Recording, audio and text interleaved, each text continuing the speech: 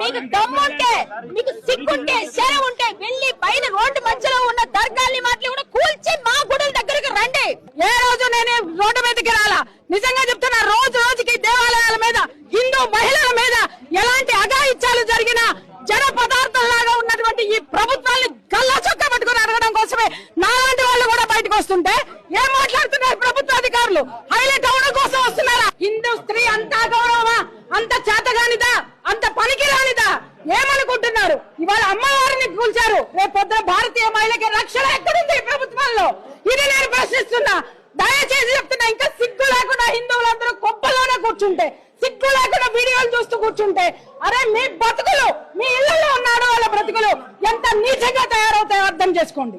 ఇంతకుముందు అంటే ఏవైతే జరుగుతున్న ఘటనలు ఉన్నాయో వాటిల్లో వాళ్ళు పిచ్చోళ్ళు చేస్తున్నారు, వాళ్ళు వీళ్ళు చేస్తారు. ఇక్కడ గవర్నమెంట్ అధికారులు చేస్తున్నారు. వీళ్ళందరూ పిచ్చోళ్ళ కింద లోపల పెట్టాలండి.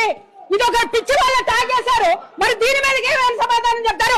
అడిగే మగాడు అసెంబ్లీలో ఎవరైనా ఉన్నాడా ఈ సంఘటన గురించి? అరే భూలక్ష్మమ్మ గుడి విగ్రహాన్ని ధ్వంసం చేశారు, ముచ్చాలమ్మ గుడి విగ్రహాన్ని ధ్వంసం చేశారు. ఎవరా చేశారంటే పిచ్చోళ్ళు అన్నారు. అంటే ఈ ప్రభుత్వం కూడా పిచ్చిదని ఈ రోజు ప్రూవ్ చేసిందా లేదా? అరే ఒక మహిళలు వచ్చి అరే లోపలికి పంపించండి సార్, మహిళలు మేము వెళ్తాం, అమ్మవారిని చూస్తాం, ఎందుకంటే అమ్మవారి నెత్తి మీద కూలిపోయిందండి. ఎంత ఆవేదన ఉంటుంది. రోజు పూజ చేసుకున్నటువంటి అమ్మవారు గంట భారాలతో దుంపితే ఎంత ఆవేదన. రోజు పసుపు కుంకుమ కాపాడాలని ఇదిగో నా మెడలో ఉన్న మంగళసూత్రం కూడా లాగవతలు వారేశారు, అక్కడ పోయింది. అలాంటి అమ్మవారిని చూడాలనేసేటటువంటి దీంతో అక్కడి నుంచి వస్తే హైలైట్ అవడం కోసం మాట్లాడుతున్నామని వారు ఏసీపీ మాట్లాడుతున్నాడు. అంటే ఇవాళ ఒక హిందూ స్త్రీకి ఇచ్చినటువంటి గౌరవం ఇదే ఏ మతంలోనైనా ఉన్నటువంటి మహిళ రోడ్డు మీదకి వస్తే మాట్లాడే దమ్మై పోలీసులకుందా, మాట్లాడే దమ్మై ప్రభుత్వాలకుందా? అరే ఇంకా సిగ్గు లేకుండా హిందువులంతా లోపల కూర్చుంటున్నారా? సిగ్గు లేకుండా మనం అందరినీ, మహిళలందరినీ చేతగాని వాళ్ళ కింద తయారు చేసి ఈ దళితులకి, దౌర్భాగ్యులకి, దగులుబాజీలందరికీ కూడా మన మానవత్వాన్ని, మన అహాన్ని తాకట్టు పెడదామా అనే అస్తిత్వాన్ని, మన స్త్రీల అస్తిత్వాన్ని తాకట్టు పెడదామని ప్రశ్నిస్తున్నాను. ఏమి గతి పట్టిందండి? బోనాల్లో అమ్మవారికి బలారం బళ్ళు గట్టి తీసుకొచ్చేటటువంటి అమ్మవారిని ఆటోల్లో తీసుకెళ్లినటువంటి అతి దీనమైన, హీనమైన స్థితిని మనమే, మన హిందువులమే ఈ గతి అమ్మవారికి పట్టించాం. సిగ్గుపడాలి మనం హిందువులు అని చెప్పుకోవడానికి.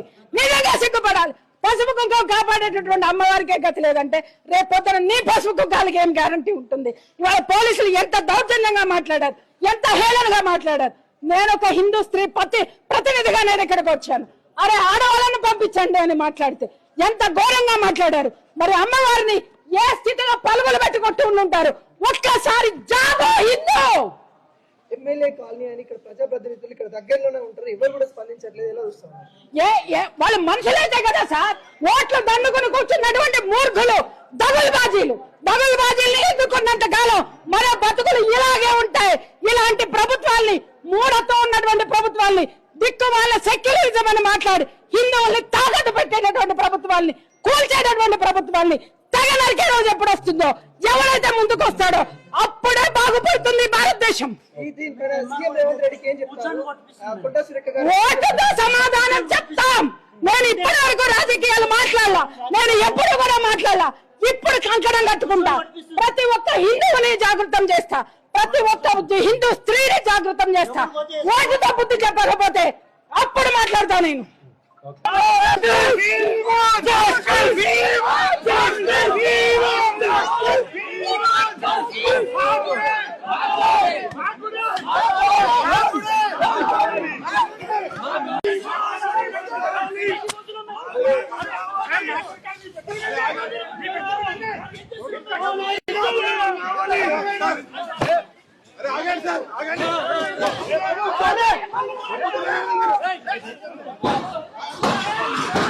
Hey!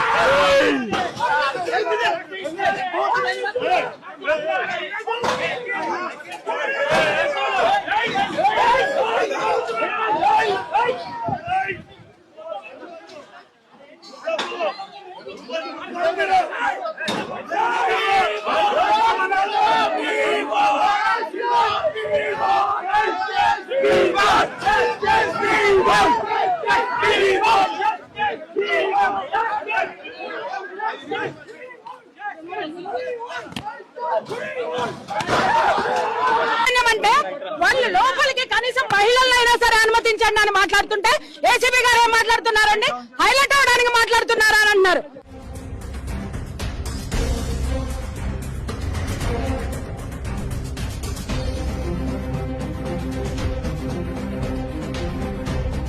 ఈ రోజు అమ్మవారి సాక్షిగా బోనం ఎత్తుకున్న ఆడపిల్లల కన్నీరును పెట్టించిన ఈ ప్రభుత్వం తొందరలో కూలిపోతుంది. హిందువులందరూ కూడా గట్టిగా బుద్ధి చెప్తారు. మా అమ్మవారి జోలికి వచ్చిన వాడిని ఆ పెద్దమ్మ తల్లి వదలనే వదలదు, ఆ అమ్మవారు వదలనే వదలదు. పులి మీద స్వారీ చేస్తున్నారు బిడ్డ. మీకు దమ్ముంటే, మీకు సిగ్గుంటే, శరం ఉంటే వెళ్ళి పైన రోడ్డు మధ్యలో ఉన్న దర్గాల్ని మాటలు కూడా కూల్చి మా గుడుల దగ్గరకు రండి. మా హిందువులు జోలికి వచ్చిన వాడు ఎవడు బాగుపడ్డట్టు చరిత్రలోనే లేదు. పూర్వకాలం నుంచి 80 సంవత్సరాల నుంచి ఇక్కడ పూజలు జరుగుతుంటే ఆడపిల్లల కన్నీరుతో 100 గజాల స్థలంలో మీరు ఇక్కడ కబ్జాలు చేస్తున్నారని చెప్పేసి వాళ్ళనందరినీ లోనికి వెళ్ళని కూడా తీవ్రవాదులా ఇక్కడ ఎవరైనా తీవ్రవాదులు పనులు చేస్తున్నారా? ఎవరి దగ్గర సొమ్ము పడేసుకున్నారా? సిగ్గుందా మీకు అసలు? అమ్మవారి జోలికి వస్తున్నారు, 100 గజాల స్థలం వాళ్ళకి ఇచ్చి కట్టుకోండి అని చెప్పడానికి మీకు నోరు రావడం లేదా? ఇంతమంది 2-3 రోజులుగా ఇన్ని కష్టాలు పడుతూ ఇంత బాధపడుతూ అమ్మవారి కోసం పోరాడుతుంటే హిందువులతో మీ కనీసం కనికరం కూడా అనిపించట్లేదా? ప్రభుత్వ అధికారులకి ఎవరిచ్చారండి? ఆయనకి ఎక్కడి నుంచి వచ్చాయో అక్కడి నుంచి వచ్చిన ఆర్డర్నే వాళ్ళు చేస్తారు. వీళ్ళకే ఉంది వీళ్ళ పని డ్యూటీ చేయడం.